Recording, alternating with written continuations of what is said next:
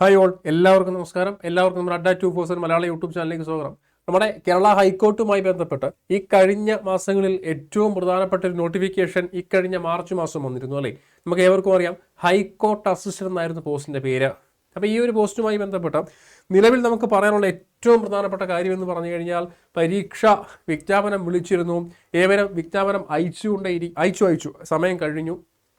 കഴിഞ്ഞ മെയ് 1 വീക്കായിരുന്നു എൻ്റെ last date എന്ന് പറയുന്നത്.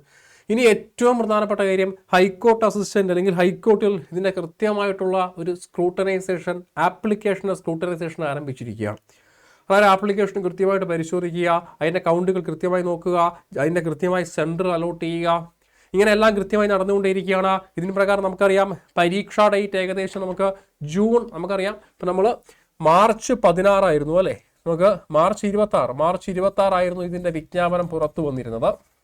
അപ്പോൾ നമുക്കറിയാം മെയ് 2 ആയിരുന്നു ഇത് അയക്കേണ്ട അവസാന ഡേറ്റ്. ഇത് അയക്കേണ്ട അവസാന ഡേറ്റ് എന്ന് പറയുന്നത് ഇക്കഴിഞ്ഞ മെയ് മാസം 2-ാം തീയതി ആയിരുന്നു അല്ലേ. അപ്പോൾ ഇനി അടുത്ത ഒരു 1.5 മാസം ആപ്ലിക്കേഷൻ സ്ക്രൂട്ടനൈസേഷൻ നടക്കുകയാണ്. അതായത് ആപ്ലിക്കേഷൻ്റെ വിശദമായ പരിശോധന, അതിലെ ശരിയായ ആപ്ലിക്കേഷൻ ഏതാ, അതിലെ കറക്ഷനുകൾ കൃത്യമായി പരിശോധിക്കാം, ശരിയും തെറ്റും കൃത്യമായി പരിശോധിച്ചാൽ ഏകദേശം 1.5 മാസം, ഇവിടുന്ന് ഏകദേശം 1.5 മാസമാണ് ആപ്ലിക്കേഷൻ്റെ സ്ക്രൂട്ടനൈസേഷൻ അല്ലെങ്കിൽ സൂക്ഷ്മ പരിശോധനയ്ക്ക് വേണ്ടി നോർമലി ഹൈക്കോർട്ട് എടുക്കാറ്. അതായത് കൃത്യമായി പറഞ്ഞാൽ നമുക്കറിയാം മെയ് 2, ജൂൺ 2, ജൂൺ 17 അല്ലേ. അതായത് ജൂൺ 3rd വീക്കോടെ തന്നെ ആപ്ലിക്കേഷൻ്റെ സ്ക്രൂട്ടനൈസേഷൻ വൈൻഡപ്പ് ആവുകയും നിങ്ങളുടെ exam date will be announced. നിങ്ങളുടെ എക്സാം ഡേറ്റ്, നിങ്ങളുടെ പരീക്ഷാ ഡേറ്റ് അനൗൺസ് ചെയ്യുന്നു പ്രതീക്ഷിക്കുന്നു. കിട്ടിയായിരുന്നു.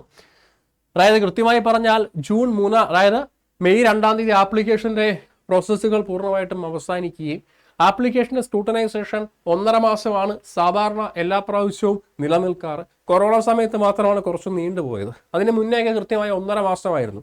അതിന് പ്രകാരം ജൂൺ 3rd വീക്കിൽ നിങ്ങളുടെ കൃത്യമായി പറഞ്ഞാൽ ജൂൺ 15, ജൂൺ 15, 20 ഇടയ്ക്ക് ജൂൺ 3rd വീക്കിൽ നിങ്ങളുടെ പരീക്ഷാ ഡേറ്റ് വിൽ ബി അനൗൺസർ. പരീക്ഷാ ഡേറ്റ് അനൗൺസ് ചെയ്യും എന്ന് പ്രതീക്ഷിക്കുന്നു. അങ്ങനെയാണെങ്കിൽ പരീക്ഷ എപ്പോഴായിരിക്കാം? July last week.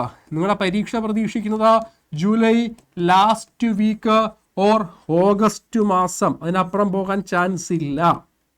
കിട്ടിയായിരുന്നു.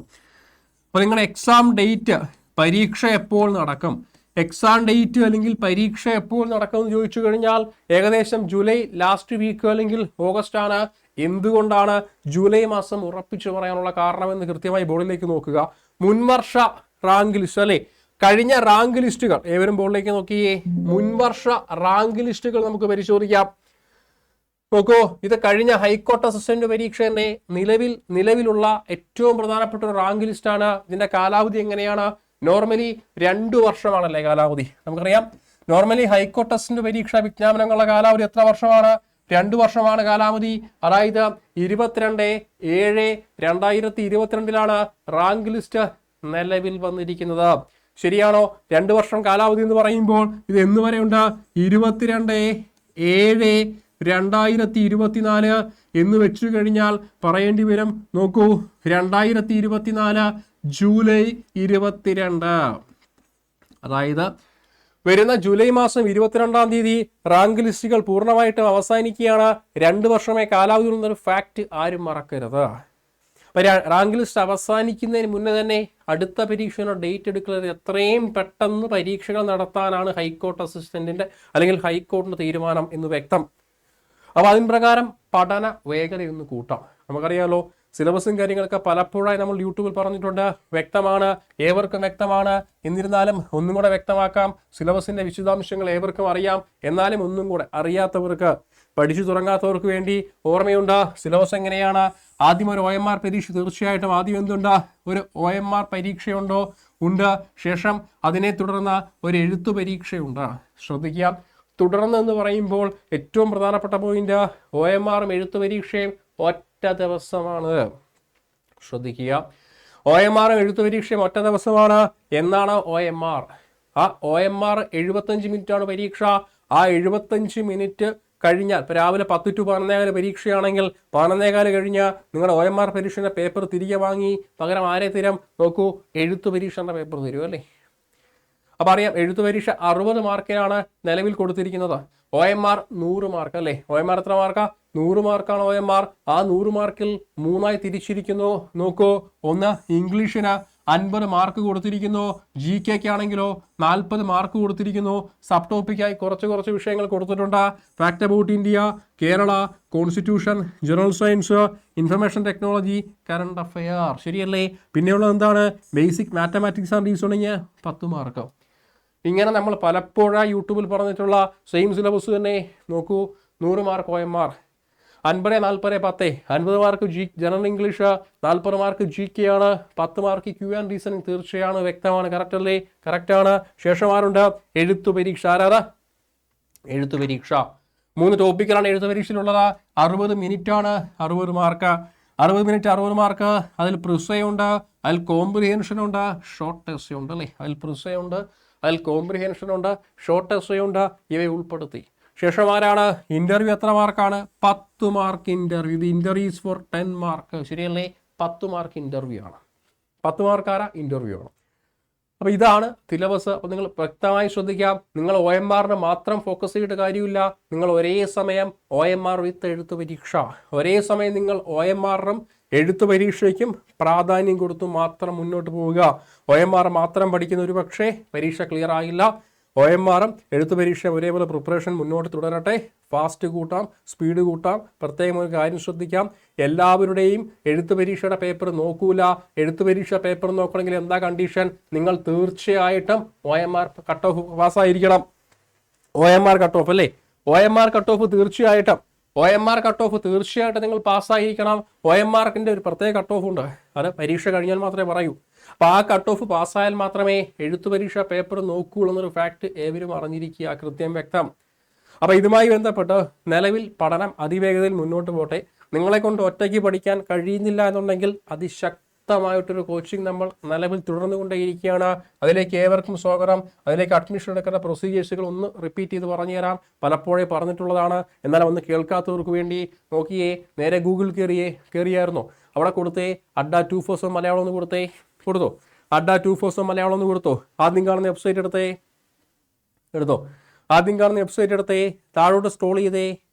നോക്കൂ, താഴോട്ട് സ്ക്രോൾ ചെയ്യുന്ന സമയത്ത് ഏറ്റവും പ്രധാനപ്പെട്ട ഹൈക്കോർട്ട് അസിസ്റ്റന്റ് പരീക്ഷയുടെ 4ാമത്തെ ബാച്ച് അല്ലേ. അപ്പോൾ ഹൈക്കോർട്ട് അസിസ്റ്റന്റ് പരീക്ഷയുടെ കേരളത്തിലെ 4ാമത്തെ ബാച്ച് ഈ വരുന്ന മെയ് 29-ാം തീയതി ആരംഭിക്കുകയാണ്. അപ്പോൾ ആദ്യം 3 ബാച്ചിലേക്കുള്ള അഡ്മിഷൻ വൈൻഡപ്പ് ചെയ്തു. ആ 3 ബാച്ചും വിജയകരമായി മുന്നോട്ട് പോകുന്നു. ഹൈക്കോർട്ട് അസിസ്റ്റന്റ് പരീക്ഷയുടെ 4ാമത്തെ ബാച്ച് ഒരു ദിവസം 3 മണിക്കൂർ ക്ലാസ്സിൽ. നോക്കൂ, രാവിലെ 7 to 8 അല്ലേ. ക്ലാസ്സിൻ്റെ സമയം നോക്കാം. രാവിലെ 7 to 8, ഈവനിങ് 6 to 7, രാത്രി 8 to 9. ഒരു ദിവസം 3 മണിക്കൂർ ക്ലാസ്, 3 സെഷൻ, 3 ഫാക്കൽറ്റി, 3 വിഷയങ്ങൾ. ശ്രദ്ധിക്കുക, ഇംഗ്ലീഷിലാണ് ഏറ്റവും കൂടുതൽ ക്ലാസ്സുകൾ. ഇംഗ്ലീഷാണ് അതിപ്രാധാന്യം. കാരണം 110 മാർക്ക് ഇംഗ്ലീഷാണ് അല്ലേ. അറിയാം നമുക്ക്. OMRൽ 50 മാർക്ക് ഇംഗ്ലീഷ്, എഴുത്ത് പരീക്ഷയിൽ 60 മാർക്ക് ഇംഗ്ലീഷ്, 110 മാർക്ക് ഇംഗ്ലീഷാണ്. എഴുത്ത് പരീക്ഷയും കൂടെ ചേർത്തുള്ള ബാച്ചാണ്. ലൈവ് ക്ലാസ് ആണ്. ഒരേ സമയം ലൈവ് ആൻഡ് റെക്കോർഡിംഗ് ആണ്. ഒരു സൈഡിൽ കൃത്യമായി ലൈവ് ക്ലാസ് പോകുന്നുണ്ട്. ഒരുപക്ഷെ നിങ്ങൾക്ക് ആ ലൈവിൽ ജോയിൻ ചെയ്യാൻ കഴിഞ്ഞില്ലെങ്കിൽ അതിൻ്റെ റെക്കോർഡ് സെഷൻ ക്ലാസ് കഴിഞ്ഞ് ഇപ്പം നോക്കൂ, 7 to 8 ലൈവ് ക്ലാസ്സാണ്. അത് കഴിഞ്ഞ് ഒരു 3 മണിക്കൂർ, 11 മണിക്ക് അല്ലേ. അത് കഴിഞ്ഞ് 11 മണിക്കുള്ളിൽ തന്നെ നിങ്ങളുടെ ക്ലാസ് നിങ്ങളുടെ ആ ഒരു ലൈവ് ക്ലാസ് റെക്കോർഡായിട്ട് അപ്ലോഡ് ആകും. അപ്പോൾ ഒരേ സമയം ലൈവ് ആൻഡ് റെക്കോർഡിങ്ങാണ്. ഈ 3 സമയത്ത് ലൈവ് ക്ലാസ് പോകുന്നു. അതിൻ്റെ റെക്കോർഡ് സെഷൻ ക്ലാസ് കഴിഞ്ഞ് 3 മണിക്കൂറിനുള്ളിൽ നിങ്ങളുടെ അഡ്ഡ 247 ആപ്പിലേക്ക് റെക്കോർഡായി വന്നിരിക്കും.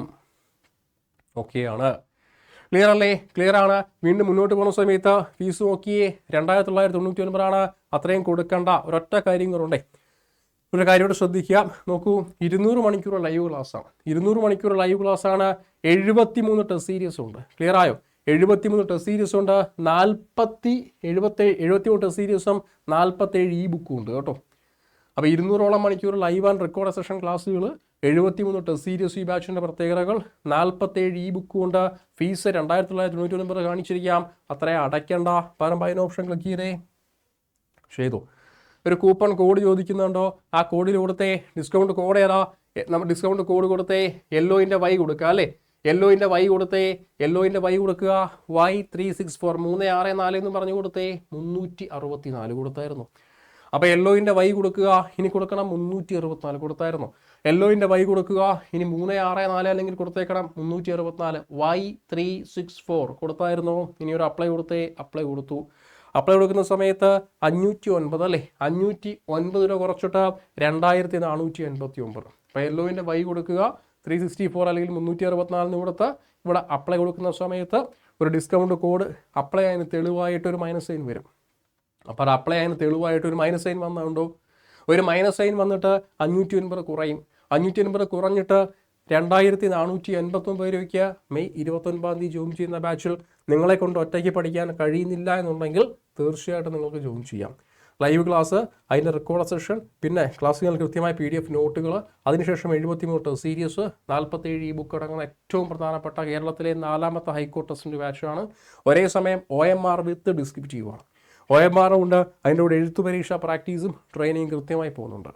ഓക്കെ അല്ലേ? അപ്പോൾ നമ്മുടെ യൂട്യൂബ് ക്ലാസ് കണ്ടുകൊണ്ടിരിക്കുന്ന എല്ലാവരും നമ്മുടെ യൂട്യൂബ് ചാനൽ കൃത്യമായി സബ്സ്ക്രൈബ് ചെയ്യാം. തൊട്ടപ്പുറത്ത് ബെൽ ബട്ടൺ ക്ലിക്ക് ചെയ്യുക.